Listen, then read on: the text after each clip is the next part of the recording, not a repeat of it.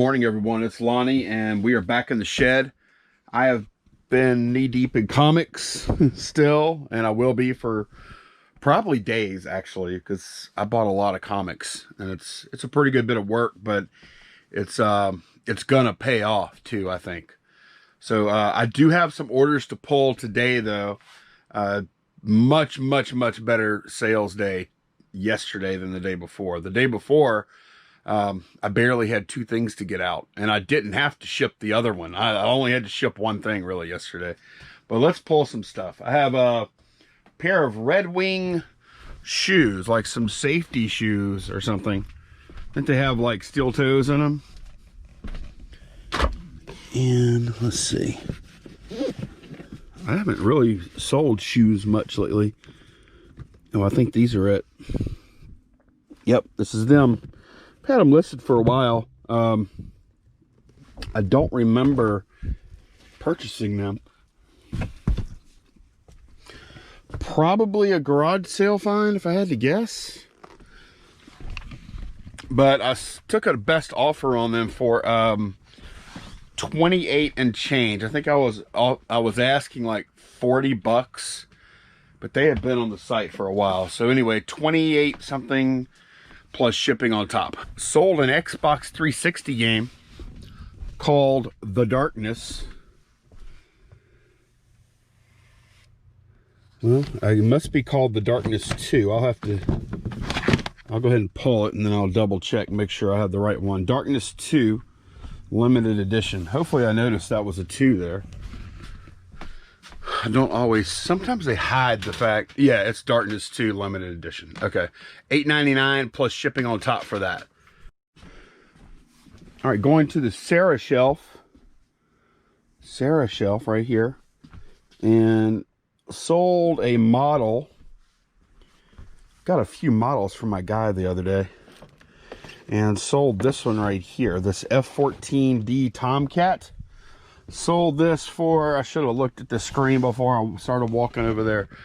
Sold this for $24.99 plus shipping on top. Love selling brand new seal models. Always love it. I sold a 16 by 20 signed photo of Ray Rice for $19.99. And of course, he would potentially have a lot more value if he didn't have some transgressions off the field, and if he was still playing. Although he probably wouldn't be playing even if that wouldn't happen. He'd probably be out of the league. But this picture would probably be worth a lot more, though. But anyway, sold this for $19.99 plus shipping on top. And this is going out to Evan. So Evan, thank you very much. Actually, Evan asked a question too. Asked a question in the feedback. Love the videos. What's your advice for someone just starting out part-time? Someone just starting out on eBay. Let's see. Real basic stuff. I would say get a scale. Make sure you have a printer so you can print your own labels at home. You know, order your boxes from USPS, the free priority boxes. Deal in stuff that you know really well at first. Deal in small stuff at first, because that'll take the shipping challenge kind of out of the equation. Small, lightweight stuff at first, I think, is the best. And then as you gain experience and you throw other niches into the mix maybe you're not as familiar with, and then you just expand your knowledge from there. But yeah, I think that's some pretty solid advice there. A lot of people like to say, you know, stuff you find around your house that you already own that you don't want anymore is a good place to start. I'd be careful about starting with electronics and other high scam type items at first. Like I wouldn't go on eBay and my first transaction is going to be to sell a cell phone, for instance. I also wouldn't, me personally, I would stay away from clothing, but that's another story. But anyway, thanks a lot. Thanks a lot, Evan. Really appreciate it. Hope you liked the photo. I sold this ink here for $10.99 plus shipping on top. It's actually expired, which I disclosed actually in the title even. It expired in 7/2014. But yeah, I don't even remember buying it. Probably have about $1 into it though. So I'm still in the second account. I actually sold things on all 3 of my accounts yesterday, which is really awesome. But I had a buyer buy 7 of these Cave Woman comics. And yes, some of these, like I have it covered there. Some of them have nude covers, but they also have like alternative or variant covers, and usually I think the mainstream cover is not nude, and then they made like a variant cover that was nude. But these are not like porn or anything like that. The pages inside, it's just like regular comic stories. But yeah, these are good. These are really good because they all have these certificates of authenticity on them. And this stack right here that I pulled, let me look at the numbers here.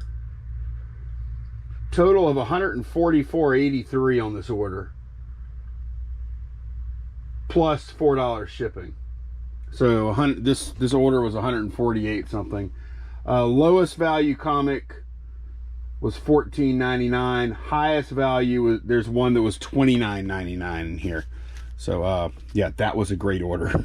And it was very it felt really good because I had spent quite a few hours listing them yesterday. I listed 50 of these comics, and I have, I think, 30 more to go today. All right, one more of these Cave Woman comics that's going out. This one is actually going out to Richard. So Richard, thank you very much. I really appreciate the business. This was $29.99 plus shipping on top. And the way I did the shipping on the comic books is $4 for the first comic. Every other comic you buy, every other Cave Woman comic they buy, ships free. So it encourages people to look through the rest of the Cave Woman comics and buy a bunch, because they're not paying shipping at that point. Oh, well, I actually have 2 other orders that are going to be shipping today. But unfortunately, they're in the store that shall not be named. So I can't say too much about them, other than to say they're in this box, but I got to keep the lid on this box. And 2 sales for $108 plus shipping. So happy with how that's going so far too. I'm packing stuff up, and I see a question that came in on the latest video. I just looked at the comments real quick. Matt Kirks asked, I got a question. When you ship comics or trading cards, how do you make sure they don't get damaged, like folded up or crushed during shipping? Well, for trading cards, I usually use like 2 pieces of cardboard on either side of the card usually being in top loader, and then that put into envelope, and that protects it fine. In this case, so I had that one comic book that I showed you. It's like a $30 comic, and I'm using actually a vinyl mailer. And these are, how much these cost? They're not that cheap. They're like, I don't know, I think they're like 60, 70 cents a piece, but it's worth it because I don't want to try and damage it, but it's a nice sturdy package. And even, you know, I can mail 2, 3, 4 comics like this in here, maybe even more, and still stay under the 16-ounce thing. This package here weighs 9 ounces, and it's nice and sturdy. Let's look at some comments from the last video, or last couple videos maybe. First one from David.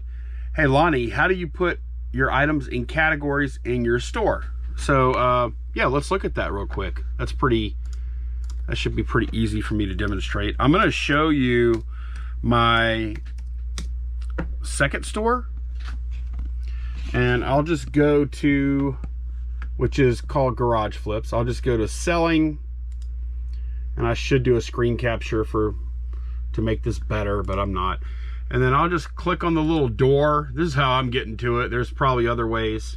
There's usually multiple ways to get to things. And then once I do that, I'll go to manage my store right here. And then let's say I want to add a new category that I'm about to use. Store categories. Click there. And I have all these categories already, and it tells you how many listings are in each one. But we'll add a new category just for fun. Just for fun. We'll name it that specifically, and then we'll hit save. And then let's think of a product. Fidget spinner.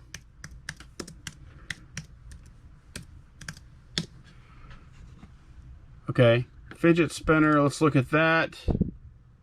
Surprised people, they still sell these things. I thought they stopped selling them. Then we'll sell now, and that'll bring up a selling interface. It's not registering my clicks for some reason. And right here is where store categories will show up. And then just above is where you put your custom label or whatever you want to do. The store category, hit the drop down, and hey, there is just for fun. And now it's in a category. So that's exactly how you do it. Interesting question from XLimey. Do you have any advice, tips for garage sale sellers? Are there things you specifically like or things that turn you off and make you leave without really searching? The only, obviously I want to say, well, have great stuff and sell it for almost nothing, from like a selfish perspective, since I'm a shopper. But if I was going to run a garage sale, one thing I would say is I see a lot of garage sales where they just leave stuff in boxes. I would get enough tables, or if not tables, then if you have to, it's not ideal, tarps on the ground, and get all the stuff out and spread out so it can be seen easily. A lot of times things are just left in boxes and people don't even know it's there, which can work to your advantage as a shopper if you dig around in the boxes. But if I was a seller, I'd want to make things easily accessible and easily seen. One thing that I really don't like whenever I go to a garage sale is it gets really weird whenever I'm walking around the garage sale, and then I pick an item up and I look at it, and then I set it back down, and then I pick an item up, and then every time I'm picking an item up and looking at it, they're either following me or watching me and talking to me about each item that I pick up. That makes me not want to pick anything up, and it makes me uncomfortable, makes me want to leave. Like, I don't want to be like, hard sold on things, whenever I'm at a garage sale, unless I pick something up and I'm interested in it, now let's talk. But the ones where they just hawk you, I can't stand that. Other than that, there's not really much to say. Like most garage sellers, be polite, pay attention. A lot of time, another thing I'll see a lot of times is, especially if it's a multi-family sale, they'll get together, they'll be sitting in chairs, and they're all just like socializing, which is cool. But meanwhile, people need help, people want to pay, and work isn't getting done. So that's the only other thing. These are some nitpicks. In general, I don't expect garage sellers to be like professional, because they're not. They have jobs. They're just trying to sell their spare stuff, but make the stuff easily accessible. As far as pricing, yeah, if you have time, price your stuff, I suppose. Although it doesn't really bother me much if it's not priced. I prefer it not be priced, really. But yeah, the more stuff you can price, you could probably save yourself some hassle. Maybe put together some $1 tables, $5 tables, or maybe some color stickers are always handy. Those are good, where they have, just color stickers, and then they have a chart poster board that says what each color is. Those work out pretty well. Plenty of change. As buyers, we should go, as professional buyers, we should go with change, but you need to have a lot of change on hand as a seller. Another thing I really like, I appreciate free cold water. That's always a nice touch, but that's just a nicety. Good signage helps a lot. Like, have very clear signs. going to your garage sale, that can mean a lot. And date it, because a lot of times if I see a sign and it looks kind of droopy, I'm like, yeah, that sign looks kind of old, but I'll kind of look for a date. If you date your sign, well, now I know that it's happening today, and I'm gonna go for sure. But if there's no date, I'll just stick to my route. That's if I don't already have your sale on the route. Another thing I would suggest, put it in, like, depending on where you're at, put it in your classifieds for your paper, put it on Craigslist, put it on Facebook. Where else can you put it? Figure out every way you could possibly advertise your sale, and do that, because not everybody gets, like, a lot of people only use Yard Sale Treasure Map, and a lot of people only look at the newspaper classified ads online even, you know. So yeah, that's about it though. Good question from Josh Armstrong. Going to start eBay reselling. Any big mistakes to watch for a complete new start, and any advice other than just try it and keep learning? Thanks. Okay, so the biggest mistake I see is people buy, like, new sellers will buy some, like you go to a yard sale and you find like a table lamp, big table lamp, get a good price on it, sell it on eBay for like 40 bucks plus shipping. But then it sells, and now I see people, like, in a Facebook group going, hey guys, how do I ship this? You should have asked that before you listed it. You know, like, that's the number one thing, is that new sellers don't always think through how they're going to ship things, and they don't understand, like, the biggest mistakes I see are with shipping. They don't understand that the packaging weighs a good bit sometimes. There are dimensional concerns. So for a brand new eBay seller, I would recommend you try and stay with smaller items at first to get your feet wet, to get used to the whole process of accepting payments and shipping things out and getting feedback, and, you know, the whole rigmarole. Get that down, and then expand, if you want to, expand into trickier shipping situations. Keep it really simple for yourself at first. That's what I would say.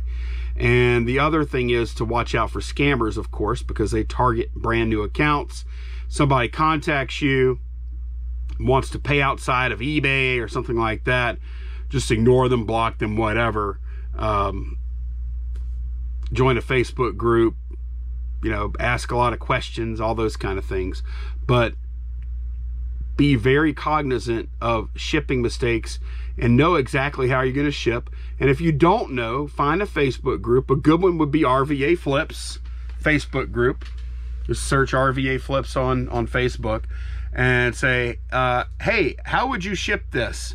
It weighs X amount of ounces and it's this big. And people will be more than happy to help, I promise you. So yeah, best of luck to you. Okay, that's going to do it for today's video.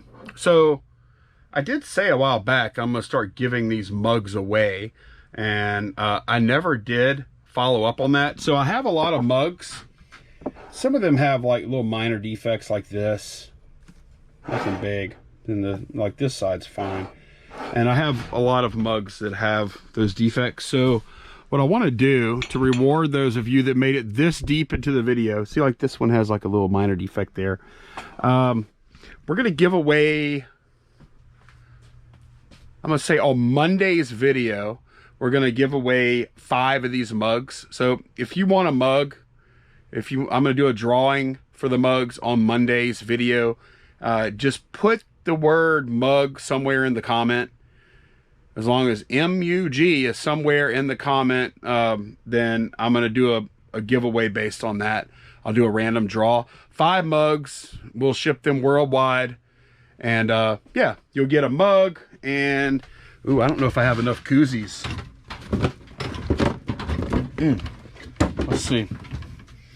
If I have enough koozies, I'll do those too. 1, 2, yes, I do. 1, 2, 3, 4, 5. We're going to do a mug, a koozie, and we'll do 2 stickers for each winner of that giveaway. So that's just a thank you for making it this far into the video. I will see y'all again soon. Take care, guys. Thanks for watching. Bye-bye.